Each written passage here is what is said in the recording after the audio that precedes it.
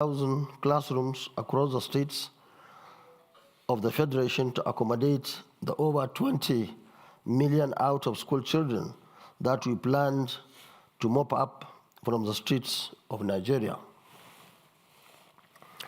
We will provide 1 meal per day per child in all basic schools through the innovative involvement of community participation and reorientation committees, CPRC, as well as state and local governments across the country.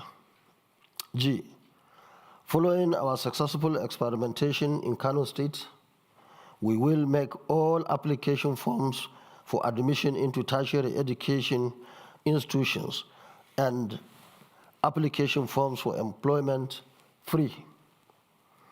H, we will also make all examinations such as WAEC, NECO, NAPTEB, UMBAS, JAM, etc. free. This was successfully implemented for 8 years in Kano State when I was the state governor. I, we will introduce a 4-year validity period for JAM examination results so that our children can use the same JAM results again to gain admission into our tertiary education institutions. J, we will upgrade and expand all our universities, polytechnics, and the colleges of education and raise their standard to global competitiveness.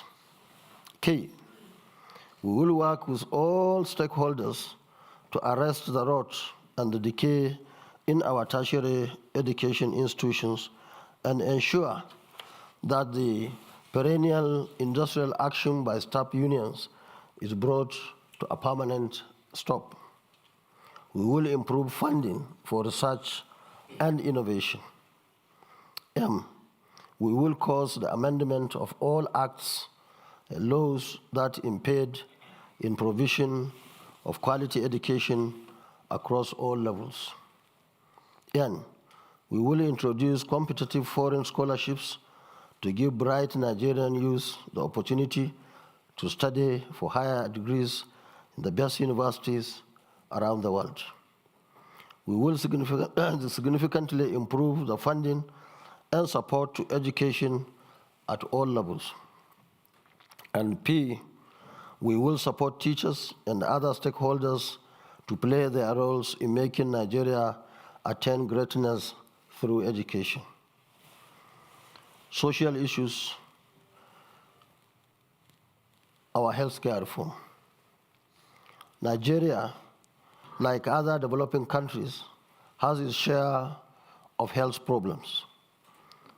Communicable and infectious diseases remain the major health problem in the country, while contemporary demographic transition ushers in a range of non-communicable diseases too. These diseases lead to devastating morbidities and mortalities and have significant socio-economic impact on the country. The top among the diseases are malaria, lower respiratory infections, HIV/AIDS, diarrheal diseases, road injuries, protein energy, malnutrition, cancer, meningitis, stroke, hypertension, obesity, sickle cell diseases, and tuberculosis. Notably, malaria remains the foremost killer disease in Nigeria, accounting for over 25% of under 5 mortality, 30% childhood mortality, and 11% maternal mortality. With about 3.4 million Nigerians living with HIV, the country also has the second highest HIV burden in the world, accounting to more than 9% of the global burden. The morbidity and mortality coming from these preventable conditions take their roots in inadequacy, inaccessibility of quality health care, poor sanitation and hygiene, poor vector control, poor maternal, neonatal, infant, child, adolescent, and elderly care system. Other causes include corruption, drug and substance abuse, alcohol abuse, malnutrition, lack of access to safe drinking water, environmental pollution, poor road maintenance, poor healthcare facilities, and poor healthcare worker remuneration and training, among others. Our actions and programs in the health sector will be guided by our philosophy of health is wealth. We shall reform the health sector in its entirety to ensure professional accountability, quality of service, and professionalism.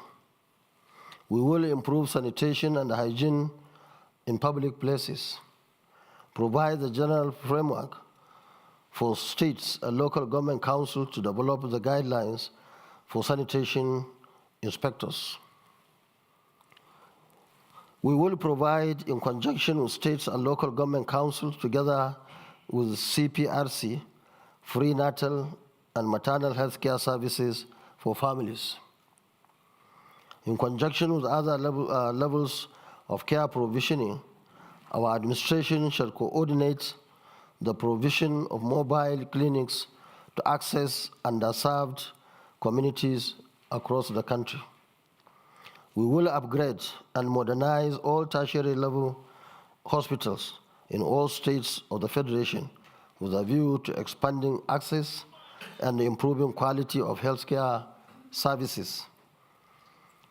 Upgrade and equip all specialty hospitals to tackle the diseases that cause most deaths and disability in Nigeria.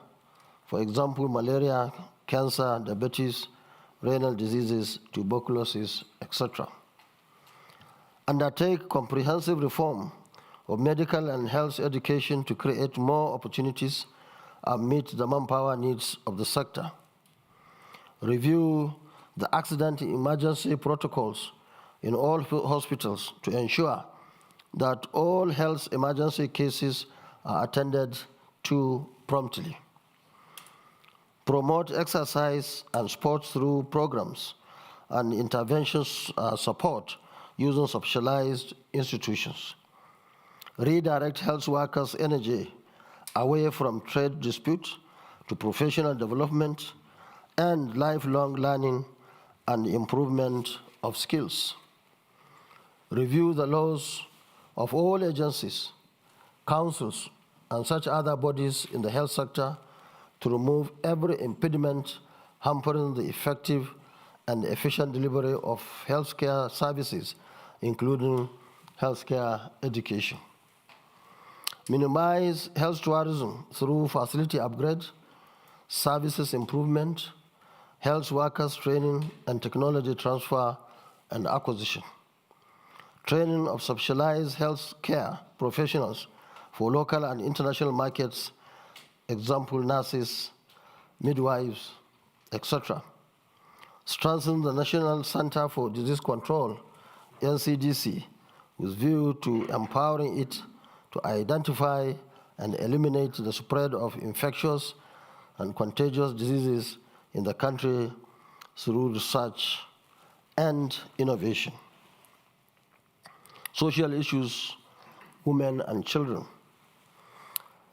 53.3% of Nigeria's population is currently under the age of 15, and the current total number of children under the age of 5 stands at nearly 36 million, and each year more than 7 million babies are born. Nigeria's women of childbearing age 15 to 49 years of age suffer disproportionately high level of health issues surrounding birth, and there are over 40 million women of childbearing age in our country. While the country represents about 2.8% of the world's population, it currently contributes more than 10% of global deaths for pregnant mothers.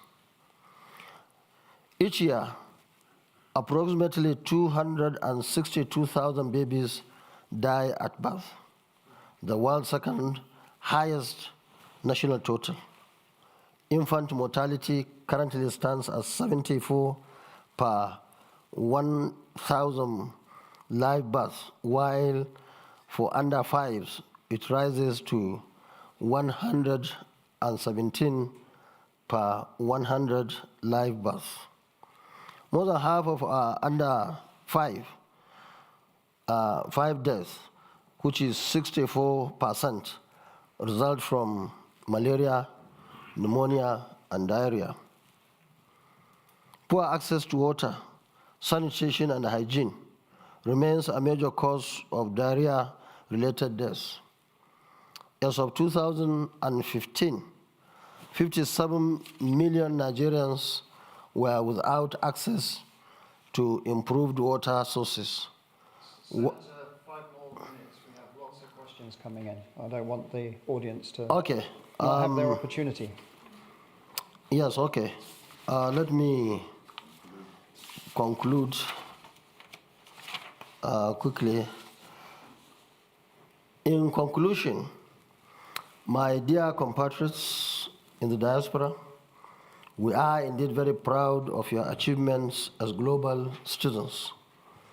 We are even more proud that you are playing your role in creating a better world and also serving as good ambassadors of our country. Let me assure you that when eventually the NNPP is voted into power and I become president of Nigeria, we shall create an irresistible condition and make our country so attractive as a destination for businesses and career aspiration that majority of you will be attracted to better opportunities at home. Given your wealth of experience, good education, and achievements, we believe you will have better and more important roles to play at home under our administration. And for those that have made the host countries their home, we pledge to you today that our administration will work towards ensuring that Nigerians in diaspora are given the opportunity to exercise their civic responsibility and vote in all general elections. Before I conclude this brief paper, let me say that our incoming NNPP administration will honor all our international obligations related to climate action, trade and investment, fight against terrorism and violent extremism, drug and human trafficking, as well as honor all conventions and agreements that our country is signatory to.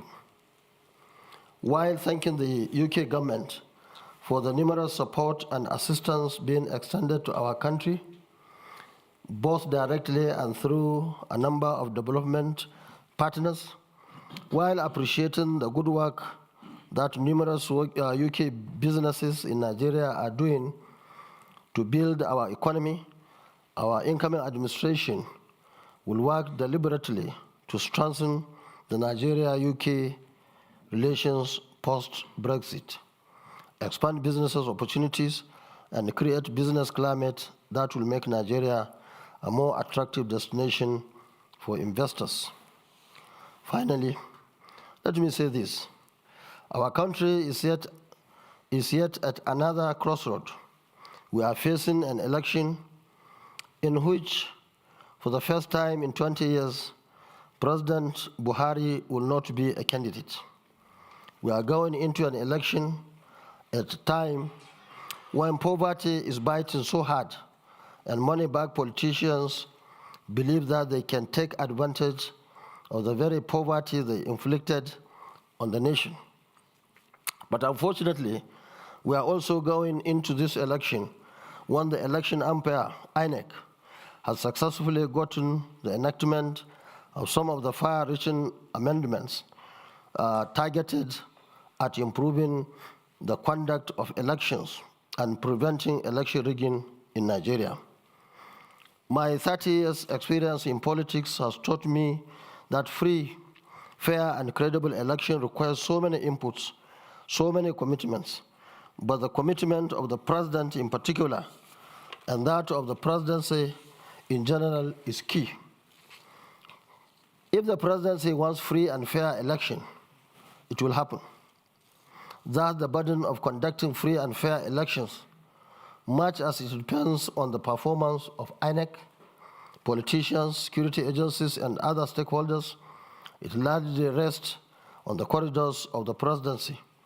While thanking the UK, the EU, the USA, and the other friends of Nigeria for their support in deepening democracy in our country, especially the support they are extending to INEC, I want to appeal to them, to the Nigerian president, to ensure that he leaves a legacy of free, fair, and credible election. Luckily for us, the outgoing president was a serial victim of election rigging and manipulation, and also the first beneficiary of free, fair, and credible election in 2015. We are also aware that some anti-democratic forces are scheming to hide behind the possibility of a second ballot in the presidential election as speculated by INEC to derail our democracy. Let it be known that no contraption in whatever guise other than an elected government will be acceptable to Nigerians in 2023. We in the NNPP believe that we will win the election fair and square at the first ballot. We appeal to the president not to listen to any proposal that seeks to undermine the 2023 general elections.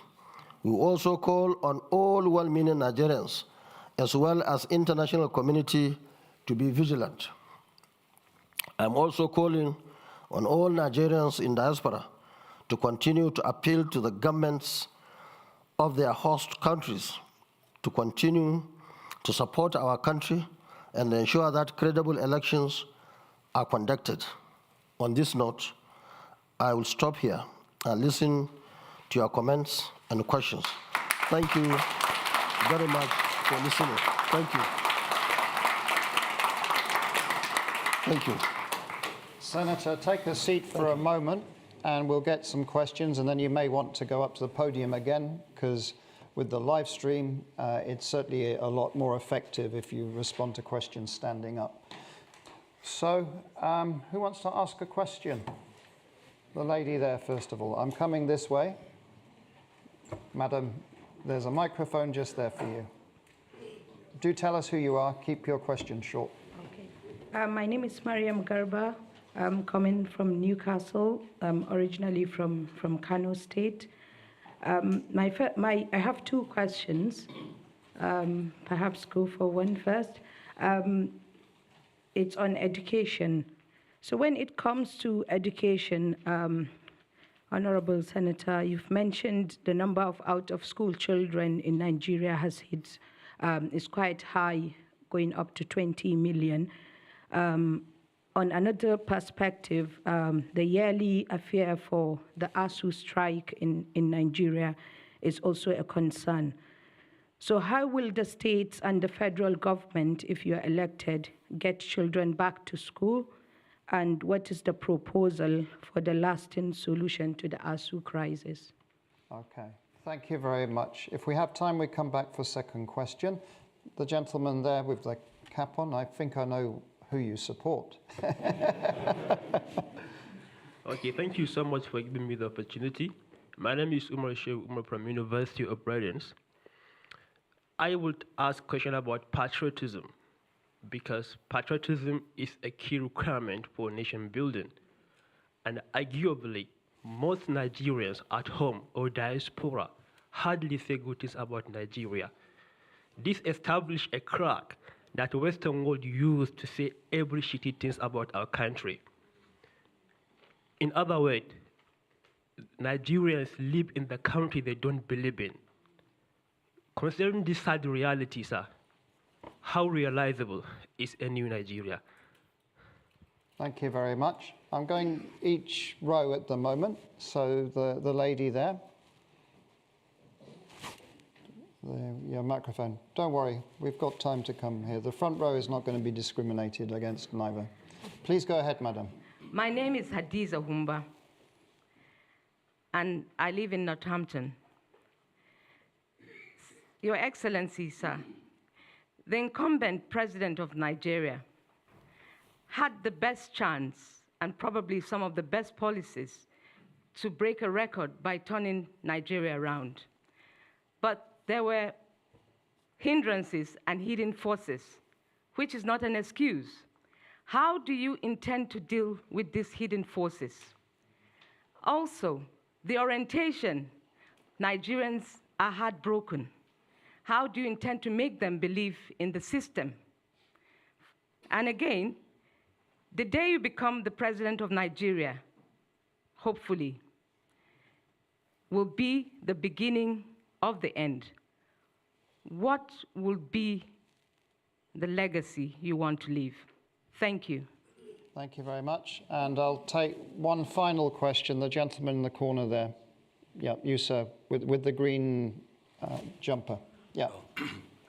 Yeah, my name is Duke Uputa. I am an independent political analyst and also a Chatham House member. Senator, given that your campaign strategy and promises are very similar to that of Labour Party in many ways, and your main objective is to stop the extraction by the two major establishment parties, is there any circumstances in which you will step aside and cooperate with Labour in order to remove the current extraction in Nigeria? Thank you very much. Senator, you may want to go to the podium and stand up and respond to those questions. Thank you. The final question you received, we did get several of those virtually also, so just a number of people thinking same thing. Thank you very much. Let me start with the first question from Mariam Garba from Newcastle. You see, for those who are familiar with our antecedents, definitely will have no option other than to believe that we took education very seriously when we had an opportunity. And I want to tell you that in 4 years in Kano, we took over 3,000 young men and women to 14 countries across the world. In fact, when I came here, I met some marine engineers who I think are here with us. Is there anybody? Yeah, they are here. They are part of over 3,000 that we sent out of the country to 14 countries in 4 years. And that's in addition to the universities that we established, 2 universities in Kano. And I am happy to say that in our country, we have a lot of resources, a lot of money. Anybody who says all these things we are saying are not possible, maybe he is part of the scam or he doesn't understand. We have enough resources, we have enough manpower, we have everything that we require to ensure that each child in Nigeria goes to school. And we have done it when I had an opportunity to go to be the governor of Kano State. Now the 20 million are there. That's why we intend to do 500,000 classrooms in 4 years. We will mop up all the resources that are necessary for doing that. And so that at the end of the day, by the grace of God, our children will go back to school. We have done it in Kano. All our children were given opportunity by building thousands of classrooms in primary schools, hundreds of secondary schools, 2 universities, 26 other institutes in just 4 years. And we believe it's possible. And that's our pledge to our countrymen and women. So the other question on patriotism. You see, some of the issues that we have is that, unfortunately, our leaders were not able to bring everybody on board. We are not able really to convince people that there is good leadership and people are benefiting. Now, one small example I want to make is, contrary to the issue of patriotism as far as the country is concerned, I can assure you the young men and women who benefited in Kano for the 4 years or 8 years I was governor are very patriotic to the state, to the country, and even to our movement, very much committed to that. So that means if we have good leadership, that can bring everybody together. I have no doubt in my mind that Nigerians will be patriotic, and in fact more patriotic than many countries that we see today and think they are patriotic. So we will provide the leadership necessary for everybody to be carried along and ensure that everybody is committed to the project and Nigeria.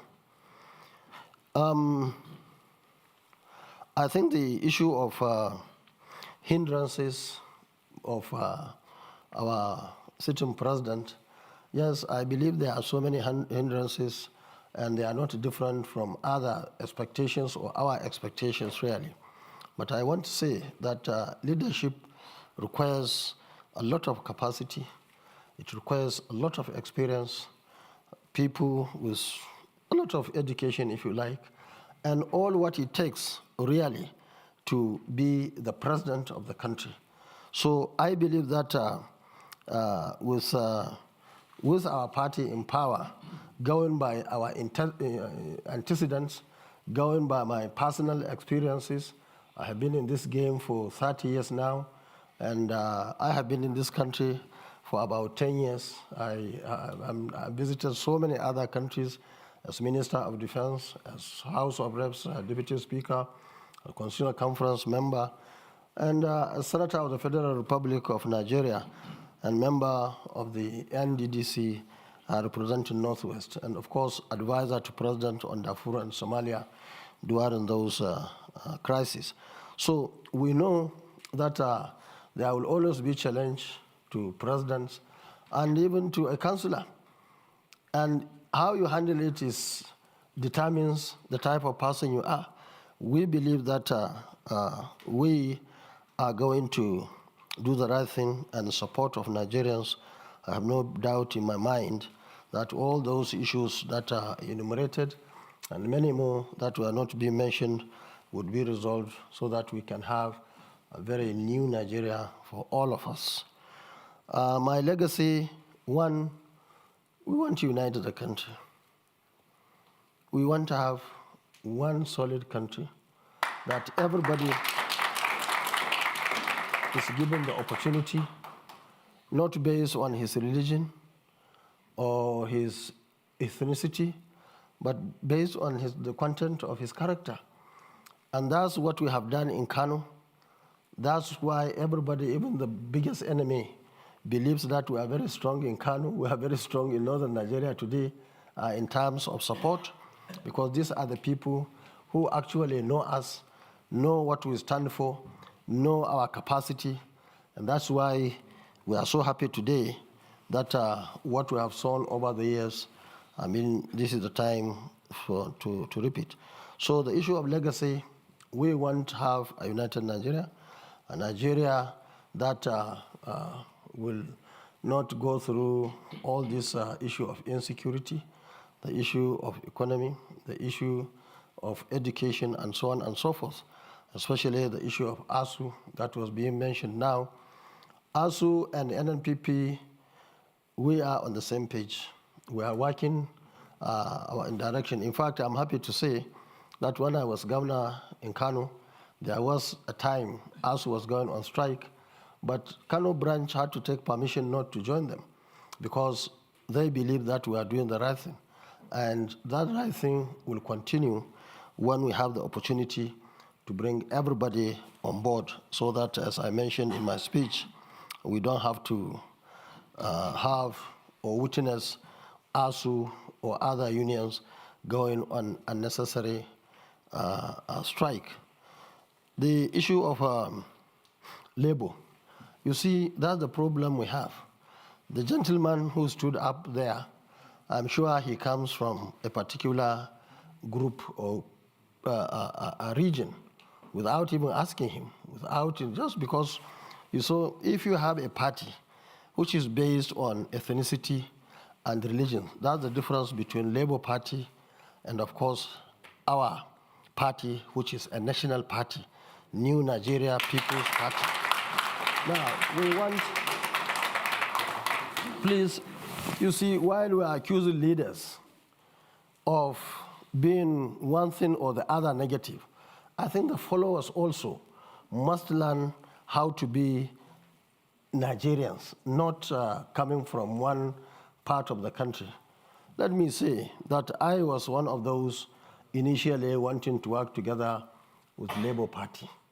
But unfortunately, at that time, Labour Party was under very serious media hype, and therefore they could not see reason. And he still not see reason that I will withdraw. I wish you didn't go to that extent. You would have said that to work with Labour or to work with APC or PDP. That would have been more responsible. But you cannot come to London. Maybe people who are here don't even know what is happening. And I want to say that our party, NNPP, is the only growing party in Nigeria today. We have seen the maximum any party, especially the party you mentioned, Labour, to us is like Andrew's Labour salt. Just came, prrr, now it's coming down. That's the reality. Just take note of it. And of course, NNPP, our party, is the only party that is now getting support. Forget about big people who are the actual problem of our country. But supporters at grassroots level, we are the only party today. And mark you, we have succeeded in locking northern Nigeria today in terms of votes, in terms of support. Now we are working in the southern part of the country. And for us, the difference between north and south is that north know us more than southern part of the country. If you are from the north, I'm sure you wouldn't have made that statement for Kwankwaso to withdraw for Labour Party. You should go and look at my credentials, my brother. I am a PhD holder in civil engineering. And check your candidate, what he has. I have been in the system for over 30 years now. I have been a civil servant for 17 years. I wasn't a trader, civil servant for 17 years. I was Deputy Speaker of the House of Reps in 1992. I was in the Constitutional Conference elected delegate. I was governor of Kano State for 8 years, and so on and so on. I was in the Senate, and so on and so forth. So when we sat down, what I told them is what I will tell you. Okay. If anybody wants to Kwankwaso to withdraw, let's bring criteria and select the best. Anytime I have any better candidate, I'm ready to talk to him. Thank you very much. Let's take another round of questions. We've still got about 20 minutes. So,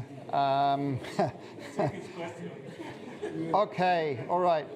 Right at the front row, you go. There you go. Good afternoon. Do tell us who you are. Short question, please. Mike Abiola is my name, publisher, editor-in-chief, African Voice Newspapers, UK. Senator Kwankwaso, thank you for a very detailed presentation. Let me start by saying your other leading candidates also have brilliant ideas in their manifesto. And we do know that politicians have weaponized poverty in our country. And the prediction is that those with the deepest pockets will win the election. Having said that, I recognize the fact that your party is hoping to build a new Nigeria. And the question to ask, of the 4 leading candidates, the issue here is trust. The issue is character. You must have had issues like people mopping up PVCs in opposition's stronghold. You would have also been aware of videos circulating on the internet. We have the Atiku Gate, we have allegation of some others into narcotics and all that. So the issue is character. If you are at the receiving end of these allegations, or well, to be seen to be one of those who are peddling and also involved in what it's now known as Atiku Gate, what would you do? And what would be your advice to your competitors who are involved? Thank you very much. I'm going to we have quite a few questions coming in through the live stream, through Zoom. One of them is from Chidi Nwoonu, who is saying, as a former Minister of Defence, can you expand on the current problems in the military as you see it and your plans to recruit, train, equip and sustain new army voices? The question on the armed forces of Nigeria. That's a question. What's the question? The question is, can you expand on how are you going to reform the military, given your experience formerly as Minister of Defence? And we've been in this row, so this row, and then so the gentleman there, yes, you sir, yeah, with the green scarf, microphone coming. Thank you. Your Excellency, my name is Dr. Muhammad, and I enjoy your detailed explanation. But sir, like most of the other candidates, you have had opportunity. And I as well like your blueprint and theirs, because I have listened to most of them here. I'm a member of Chatham House. I would like to go by your track record, and not only you, as well them, and as well advising them and their supporters. Let's be looking at your previous record and legacy, because it's there in public. Like yourself, you have been governor for 8 years. My question here is, as a young person, sir, can you elaborate, based on legacy, what you did to young people and what you intend to do? I want you to link it with your legacy, because we need to know what you did so that we may have more confidence on you. Thank you. Thank you very much. And, okay, the lady right at the back there, please go ahead. Thank you very much, sir. My name is Priscilla Winkbo, independent broadcaster. So I haven't listened to you. You made mention of the various things that you intend to do. One of the areas was the economic revamping. And in your manifesto, you speak of that being in 3 parts: the ERP, economic stimulation, and you also speak about job creation and so on. And my question to you is this. Given that Nigerians are renowned for setting up businesses, small business owners, and creating so much within that space, what are your plans to work with the African Free Trade Agreement to be able to expand opportunities for Nigerians, because that's a 1.2 billion market, and Nigerians, as small business owners, could benefit a great deal. We would like to know, sir, what you will do to help them, not only financially, because we know that our financial sector is terrible for business owners. Banks, the loans that are provided are terrible. So please, can you expand on that, what you will do for business owners in Nigeria? Thank you. Thank you very much. Senator, there's plenty on your plate there. The way I'm looking at the clock, we'll have probably one more round after this. Okay. Go ahead, please.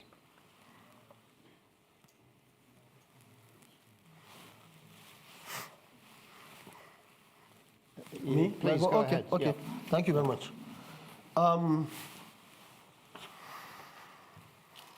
Mike, let me thank you for mentioning this issue of money, deep pockets. I believe that 2023 election is going to be slightly different, in the sense that everybody is suffering.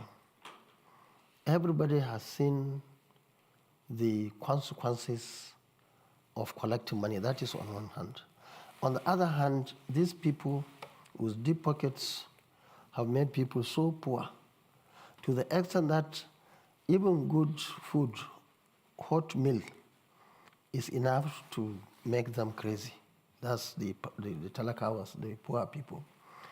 But I have gone around the country. I have only one state now to visit in the south. Otherwise, some I went there 3, 4, 5 times by road, going towards local governments and so on. So I believe that people, the masses of Nigeria, are very committed. Our fear now is more of INEC and other stakeholders, because we have seen what happened in the past. And most of these issues are centered around the villa and the president, not necessarily this president, the ones before inclusive. And as long as the center, the leadership in Abuja will convince themselves to allow the people to go and vote, I have no doubt in my mind we are going to have free, fair, and credible election.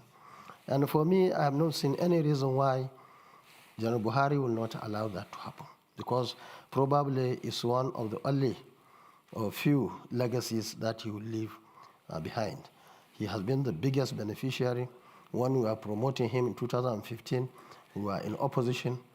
Many things happened, and he became president, despite the fact that he had experience on the other side when he had issues with the stakeholders in conducting election. So we believe that this election is going to be different, and I believe that we'll continue to talk to the people, and the issue of character and trust is very important, and that is our strength. I have been a civil servant for 17 years before joining politics, now 30 years, and I'm happy. I'm still standing here talking to you, and I think that's the best anybody can think of doing. That's the best anywhere, even in this country, to stand in the field for almost how many decades now?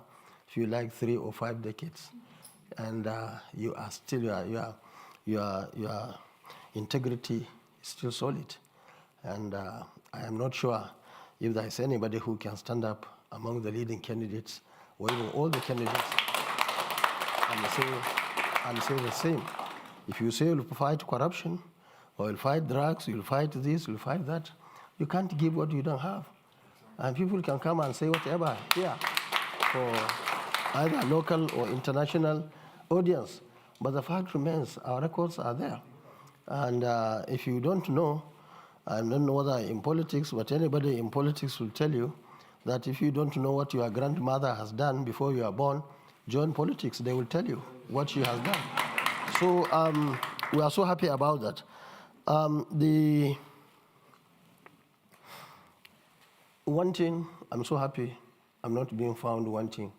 So far, so good. And we have seen the advantage of that. We can only do better in the future. Even those who found themselves in the trap in terms of corruption, in terms of drugs, in terms of all sorts of things, probably given the chance again, they will do it differently. But I'm so happy that right from those days, we stood on the side of the truth. So I have not been found wanting. This question should go to those who are found wanting to answer. The issue of military, the issue of security, I think that's my biggest strength.